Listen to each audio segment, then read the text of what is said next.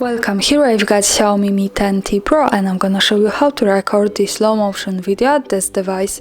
So let's start by tapping on the camera button to open it, and for now we are in the standard photo mode. Let's change it by using this settings bar and just simply going to the right to more.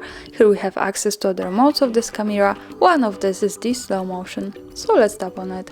And here we are. Now we can start recording this kind of video by using this big red button at the center, so let me start to show you how it works here.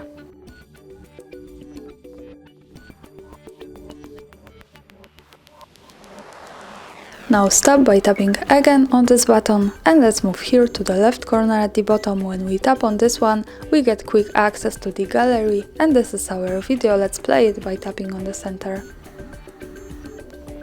And as you can see, this is how the slow motion video looks like at this device. Thanks for watching, subscribe our channel and leave the thumbs up.